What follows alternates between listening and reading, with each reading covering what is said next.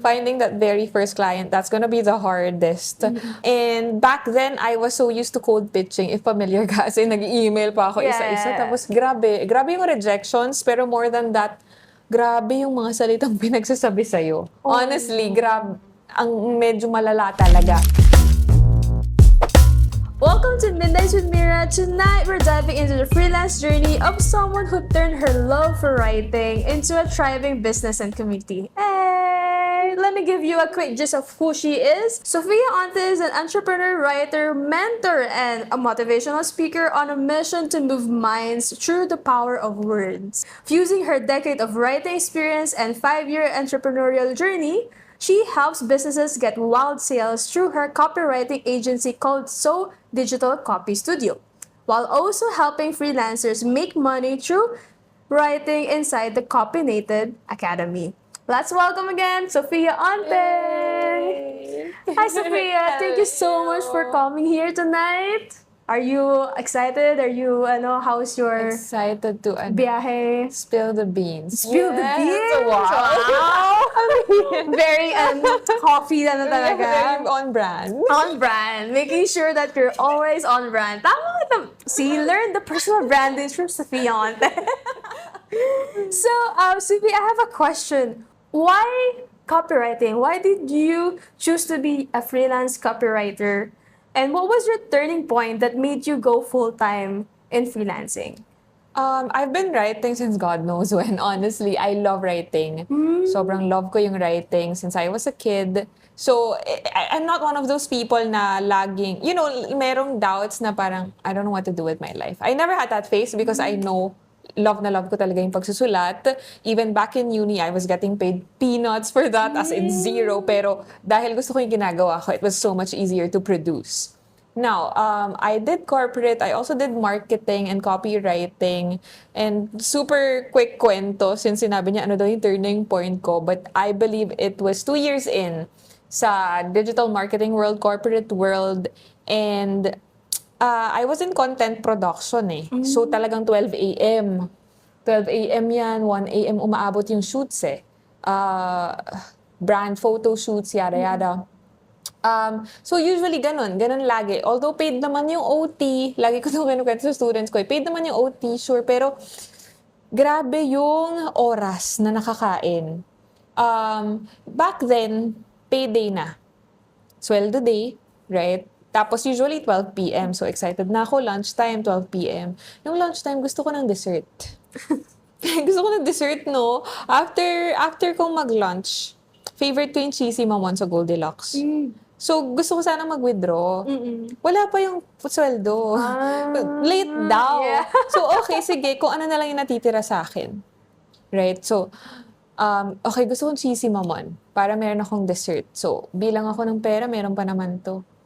Tapos, later on, na-realize ko kulang ng piso. Kulang ng piso. So, sabi ni ate girl cashier, yung regular na lang daw. Eh, sobrang maarte ako. So, gusto ko yung cheesy mamon eh. Ayoko ng regular. Iba yung lasa eh. Kaya nga. So, walang lasa. Not to bash, pero walang lasa yung regular mamon. Tapos, ayun na nga. So, nung iniisa-isa ko, kulang ng piso. So, binalik ko. Parang napahiya ako. Honestly, it was such a trivial in passing moment. Napahiya ako. Naglakad ako pabalik. Tapos sabi ko, alam mo, bigla akong over a cheesy mamon. Bigla akong nagka-existential crisis. Nagka-midnight thought. Sabi ko, ganito na lang ba? Ganito na lang? Kukulangin ako ng piso. Grabe yung trabaho ko, ha? OT pa ako ng OT dito. That was a turning point. 2 weeks after, may debate pa ako sa sarili ko, but 2 weeks after, I quit my job and then did freelancing. Yun. The rest, as the cliche goes, is history. The rest is history. Yeah. So, how does it feel like to be in a position where you used to be behind the scenes? Now, you're someone who's going to speaking engagements, communities, and also, of course, universities, yung mga speaking engagements mo talaga. So, how does it feel like from someone from there and now you're here? It's nice. Honestly, I still get to do a lot of things. Content production, di ba? Social Yeah, media, showing up. It's just that now it's for my brand. And sobrang saya nun. Honestly, I feel like you would understand me of all people also na, okay, I'm still doing these things. The stress is still there. No, exhausted pa rin ako at the end of the day. But it's way easier to handle it and it's more bearable now more than ever because it's mine. Oh, yes. And then the fulfilling, yung fulfilling feeling na parang after everything that you've done, and then your results is coming from you then. No more like super big pressure na kapag konting mali lang. Kasi I also came from event production, di ba? Yung mga events. So like konting mali feels like such a failure. But this time, you get to spend the success in it. Like, lahat ng pagod mo, para wow. And then this is you. Oh, yeah. And before din kasi, di ba, external yung pressure, micromanagement, no? Yung may boss na parang nakakasakal. Ngayon, internal, sure, andyan pa rin yung pressure, but it's internal. Yes. And masaya ba yung bunga? Kasi sa'yo. Sa'yo, to begin with. Yeah, so like the success makuha mo dun or the failure, it's both on you lang din. Oh. Yeah, so let's now dive into your copynated journey. So like, let's go first, or not really copynated, but let's go with the copywriting first. So what struggles did you face when starting out in copywriting, and how did you stand out? Okay, so sa copywriting, well, honestly, I feel like a lot of freelancers would relate, not just copywriters, pero finding that first client, honestly, finding that very first client, that's gonna be the hardest.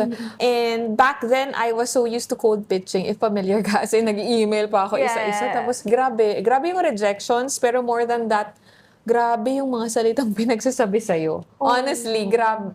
Ang medyo malala talaga. And it's something na, it's the price you pay negatively kapag nagko-cold pitch ka kasi it's a numbers game, no? Hindi ka naman nila kilala. Anyway, so maraming ganun, but you only need that one yes, honestly. You only need that one yes and everything just turns around. Now, how did I stand out? Ito yung shift na from doing cold pitches, cold emails na strangers, it's really more of yung pag-iisip ko na hindi na siya, what can I take? More like, what can I give? So, simula nun, hindi na ako nag-cold pitch. Nag-start na ako to show up more online to give out value tips, value content. Doon na nag-start, honestly, yung shift also. The moment I shifted my mindset also into what can I give, right? And then that's when I started building a community. But alam mo, parang hindi naman planado eh. Hindi naman, eto kailangan kong ma-achieve community, ganito by that time. It's just that the moment na nagawa mo yun, no, na iba na yung mindset mo on things, naturally na meron ng kliyente na mag-a-agree sa'yo. May kliyente na ay, nagsusupport na pala sa'yo little by little, hindi mo alam, quietly, and then suddenly, biglang gusto na nilang makatrabaho ka.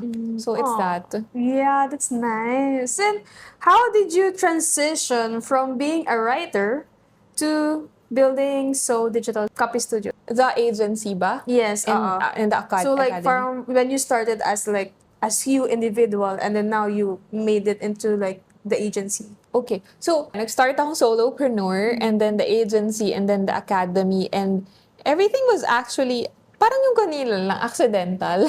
Kasi gusto ko lang alam mo yung pag nag-uumpisa ka, gusto mo lang to survive. Diba? Gusto mo lang na, okay, para may pangkain ako the next month. Hindi ko inestima na kailangan kong build ng academy after ilang years. It just so happened na the moment I shifted, and it's all weaving together. Diba? The moment I shifted na what value can I give, o ano yung mga pwede how can I show up online without that whole idea na parang I just wanna take and take and take. Nung nangyari yun, naturally also, people started asking me questions. People started na parang, how do you do this? Okay, parang seeing me as this figure in copywriting, right?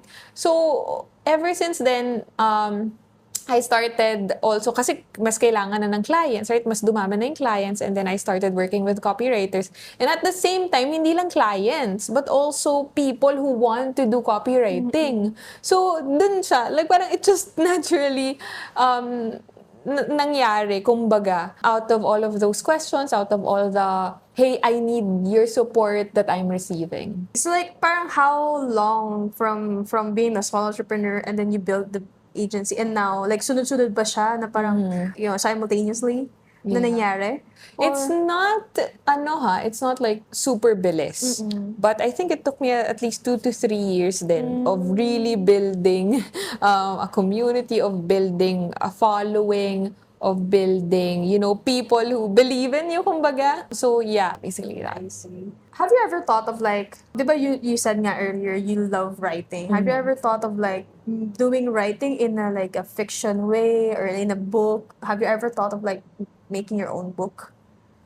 You know what? Honestly, yun lang din yung alam kong type of writing before. Yung mga essay. Diba? Like a lot of people, writing, poetry, essay, ganyan. It was only until recently na nag-start ako sa copywriting, nung nag-marketing na rin ako. So, that's when I realized na, okay, meron palang writing na under ng business, hindi na under ng art. No? Na, okay, pwede palang ma-monetize yung writing versus yung sinasabi nila na walang pera dyan. You know how a lot of people walang pera sa arts, walang pera sa writing. So, nakakapagod na nga rin yun, honestly. And then, at least now you can tell them this na, oh, are you sure? Yes. Are you sure? At this point in your life, with the Copynated Academy, have you ever thought of like writing a book related to copywriting? Writing a book. Actually, I have plans, of course, because as a writer, honestly, yun yung ultimate goal mo. Diba? Ang saya. You love writing. So, di pwede wala kang book. So, yes, part of my plans actually, and ito pa yung another, can I just say, gusto kong magpa-BTS, but apparently, akala ko it's actually an easy process, book writing. I honestly thought it was an easy, or maybe because, diba, in copywriting, fast turnover kami, sometimes we offer VIP days pa for clients, akala ko ganun. Apparently, book writing is a completely different playing field. It's a completely different ball game, and so it might take you a year or so to actually publish it. Ang dami palang phases nun. Yeah. But yes, abangan nyo yan. Wow! Ayan na, alam niyo na. Kayo una-una nakarinig yan. Yung mga future goals and future promises. Sinabi talaga promise para sure talaga. Speaking of the Copynated Academy, how does the Copynated Academy help aspiring freelancers find their footing? So, back then kasi, nung binibuild ko pa lang yung the Copynated Academy, or even before building it, yun yung naging problem ko. Okay, there are courses, right? There are programs, pero I'm not sure if you are, but I'm a very structured learner because there are different types of learners, right? So, dun ako sa mga very, yung love, yung structure of universities and curriculum and all of that. So, I'm part of that, of those types of learners. And yun yung sabi ko na parang bakit kulang nito? And so, that's when I decided to build one. Apparently, I just realized this over time na parang when I encounter a problem, you end up building it. So I'm part of those archetypes, ba tawag doon? But the builder type of people, founders. Yes, So doon pala ako pasok. For example, hindi ako magaling sa tao. As an introvert, autonomous ako, nagwo-work. So doon pala ako pasok. Apparently, may mga ganun-ganun pala. Anyway, so for structure, right? Yeah, so, that's when I built the Copynated Academy, and talagang structured siya into like research, writing, and then client getting also. So talagang para A to Z na siya for beginners essentially. So yun, I just found whatever's lacking sa market and then solved it essentially through TCA. And that's how essentially yun din yung, because I framed it that way, I planned it that way, yun din yung predictably na nakukuha kong sa students na, I like how structured this is, yada yada, because it's really meant to be that way. It's really meant for you guys, essentially, for those who crave structure. So really from the level zero, it's really having that point A and not or point A to Z, it's really more point A, and then B, and then C. Yeah. Yes, I see. How do you like make the students go for like, be consistent with the learnings that they have, be consistent with the academy or the courses that they have? Yeah. Kasi diba, of course, they are course hoarders or like yung mga ghost or like na-try na wala na agad. So how do you like manage for them to stay afloat with it? That's why nag-ano rin ako, the ongoing support.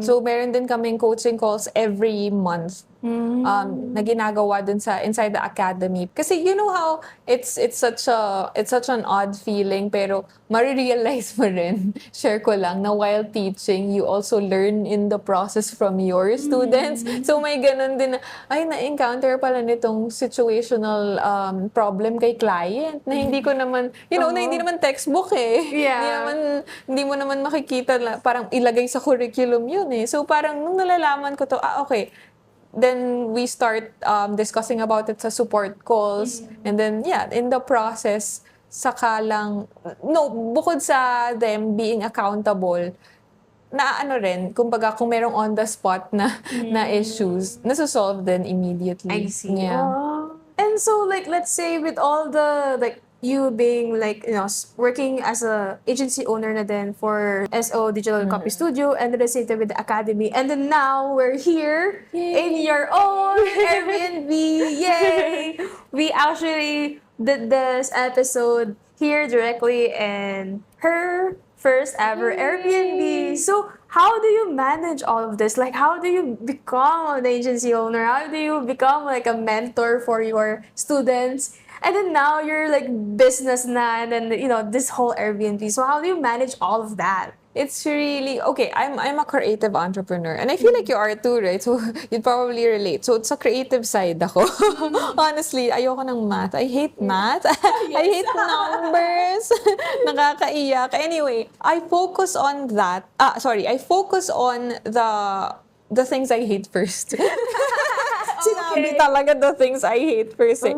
So yung numbers, yung how do I weave everything together, essentially systems, no? Hindi naman sa I hate systems is something na hindi ko lang talaga forte, but I don't hate it. But numbers, for example, right? Anything math, for example, operations, no? So kung ito muna maaayos mo from the get-go, it's easier to be fun na and to focus on the creative side. And to, have fun na in the process. So, ayun muna. Although I'm not saying na perfect ko siya, no? Because it's something that you learn over time din as you grow as a business owner. But as much as possible, mag-focus na muna sa, how do I put it? Yung business side of everything, the number side of everything, the system side of everything, so you can have fun na with the creative side. I guess. And how do you like balance it all aside from the structure that you build out to yourself?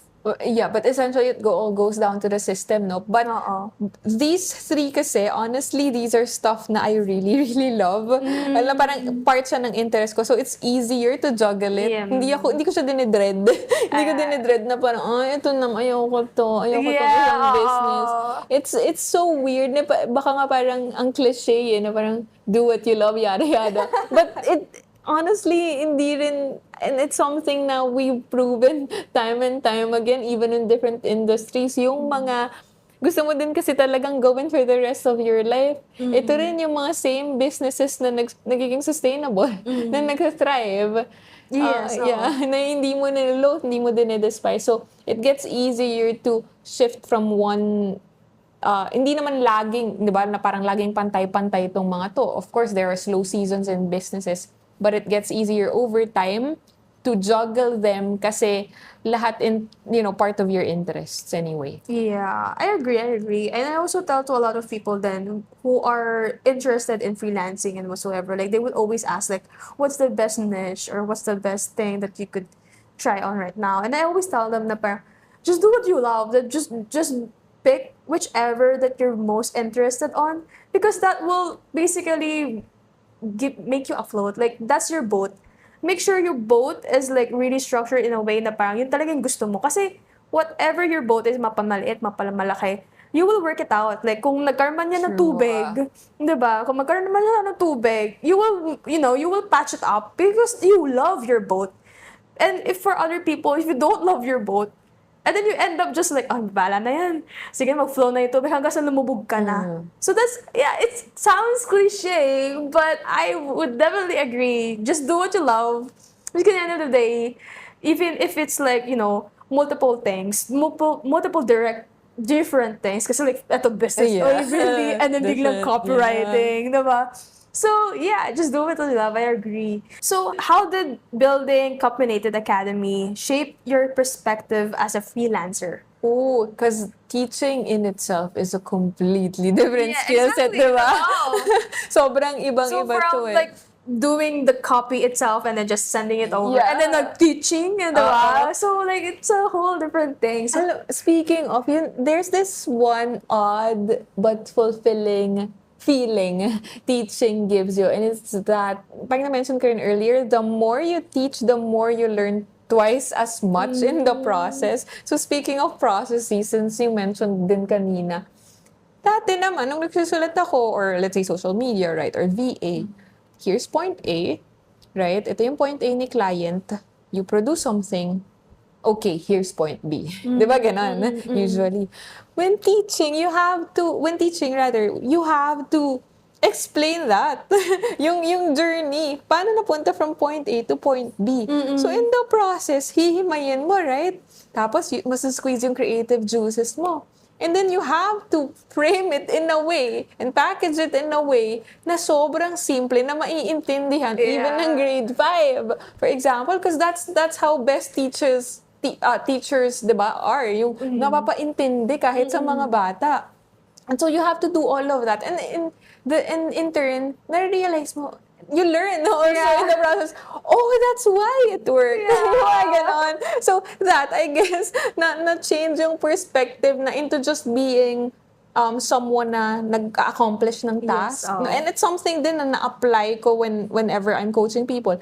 From nag-accomplish ng task to someone na, okay, dahil naiintindihan ko na yung processes and systems behind all of these, yung complexity, psychology behind all of it, it's easier now to also pair it with strategy, yung binibigay mo kay client, pair it with consultancy also. So, hindi ka na parang pwedeng disposable ba, kumbaga, na parang, okay, pwede namang magawa yan ni ganito, mas mahal ka.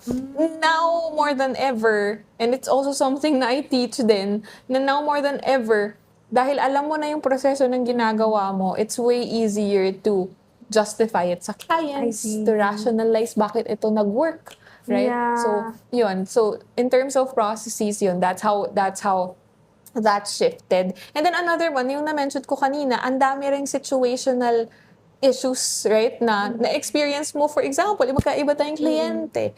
And then, nare-realize ko lang din, yun pala yung mga problems ng students ko. And for the longest time, akala ko, ito lang. You know? Alam mo ba, it's such a humbling experience, honestly, teaching, making you realize, shucks, I know nothing. I feel like I know it all because now I'm teaching it. But at the same time, shucks, never mind.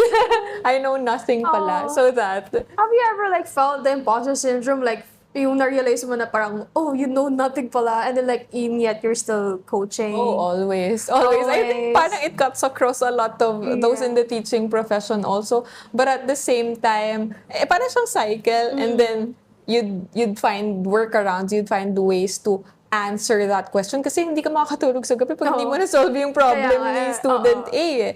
And so it becomes a cycle na babalik ka rin na parang, okay, now na na-solve natin, okay, continue teaching. Okay, next. Next. Okay, kaya natin. It's, ang ganda nung sinabi mo kanina na parang teaching will actually, there's a lot of things that you can learn from teaching lang din. And it parang na siya, parang umbrella effect na siya, na parang magagamit sa business. And I realized that kasi my partner doesn't play games. I am a gamer at heart. So immediately kapag may bagong game na nilaro, like automatic na yung kamay ko. Alam ko na yung instructions kahit wala pa. And then like, so my partner, she doesn't know how to play a game. Ngayon, parang, oh my God, how do I teach someone how to play a game? Like, dun yung mind ko, like, oh my God. And then dun ko na-realize na, wow, I have so much to learn. in not just in like trying to communicate or like trying to make, teach someone something, but also in part of like leadership. Because if you can't even explain how to play a game, then how can you explain to someone else how to do this and that? Kasi kaya ko when it comes to like marketing and stuff, natural na, nagagawa for the longest time. Oo, kasi nga like kusa na natin We do the legwork. Essentially. So, parang nung time na parang akala ko yung leadership, you just have to be motivational, you just have to know this, and then eventually you become a manager, you become a lead. Hindi pala. Like, you need to learn how to teach to a 5-year-old, 6-year-old. And, like, doon na pinaka-weakness, like, oh my God, how do I teach someone how to play a game? Diba? Kaya parang wow. And, ngayon ko siya na-realize na parang, nung sinabi mo siya, like, oh my God, oo nga, like, sobrang essential nung you learning how to teach someone. And then, the process of, like, imposter syndrome. And, like, okay, alam mo na, and then, like, process and the cycle of it. Ang galing, wow, like, parang, like, nagkaroon ako na awareness. Like, like, SpongeBob meme. That's isip ko. So from there, Do you have any advice to someone who wants to start freelancing in the future? Or who are actually starting out? okay, this is something I preach and still do to this day. If I don't know like a shit ton about that, just take the first step. Because confidence comes after the first step, not before. Not before. Ready is a lie. So, once you do it, kahit hindi mo nga kailangang big agad yung step na yun eh. What? Just send that cold email. Just send that DM. Just heart that post and try to support this client, this potential client. Just write that copy. Ano ba? Just try and check yung mga research ka ng mga content na nag-work as a social media manager. Just start doing that. And then do it religiously, consistently, show up more and more. Kahit wala pang nangyayari sa umpisa, I understand that sobrang wired na tayo for instant gratification. At this point, no, na parang ang bilis, sobrang bilis sumuko kasi kahit, di ba, online world eh. Yeah. But, take that first step, and then another. Watch how your confidence will grow, right? And then, over time also, it compounds. Yeah. Honestly, it compounds. Maybe 1 month, 2 months, 3 months, a year. I don't know. Depende sa gaano ka-consistent mag-show up. But it all compounds. Yeah, that's so true.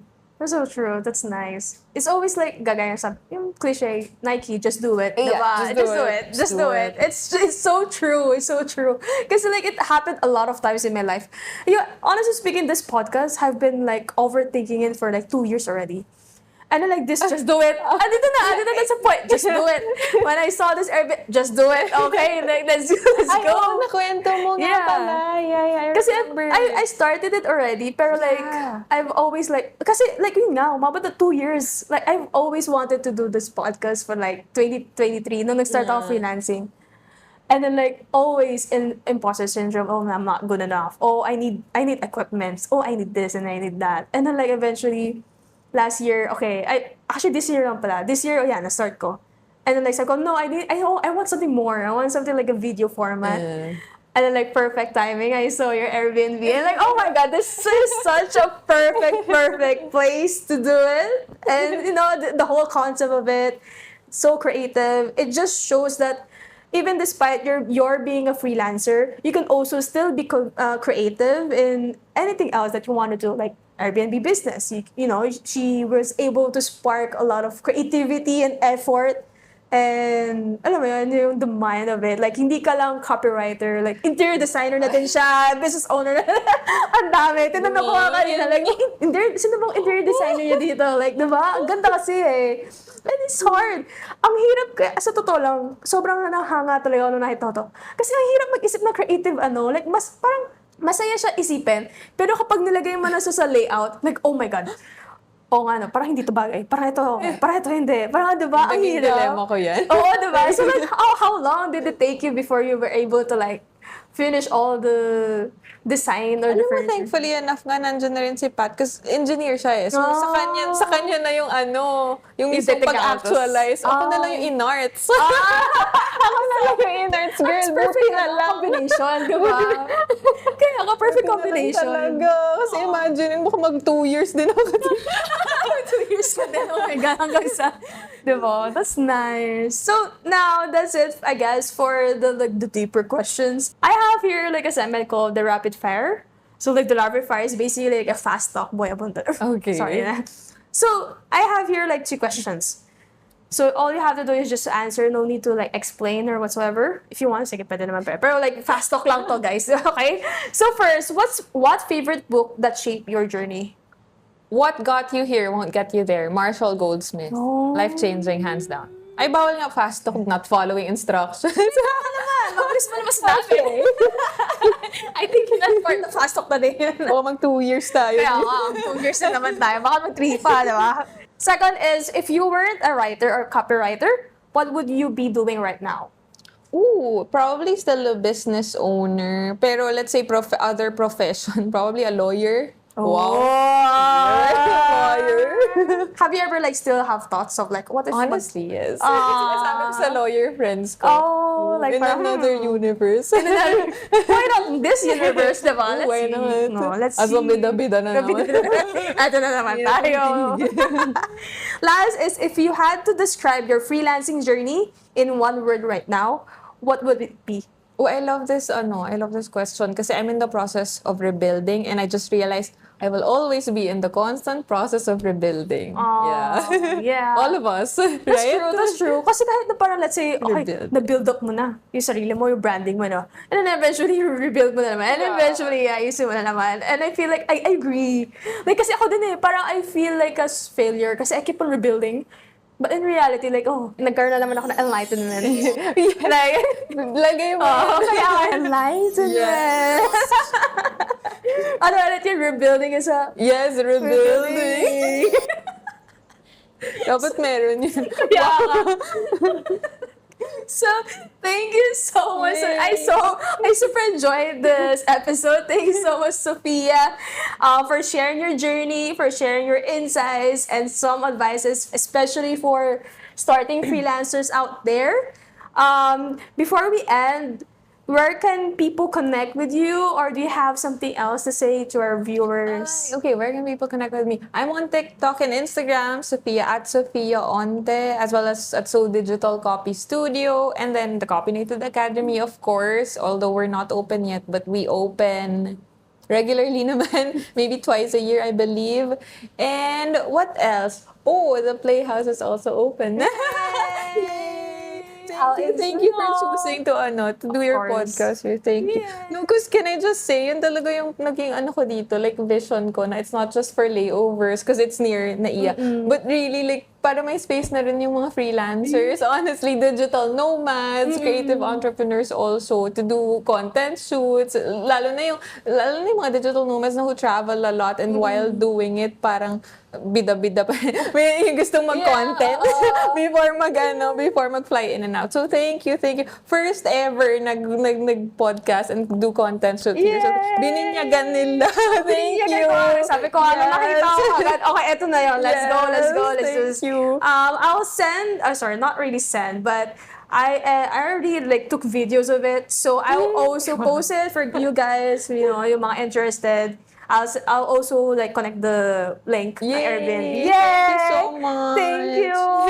Thank you again, Sophia. And thank you for everyone who stayed in this episode. I hope you learned a lot from it. And that's it. This is again Mira. And this is Sophia. And have a great night, guys. Thank you.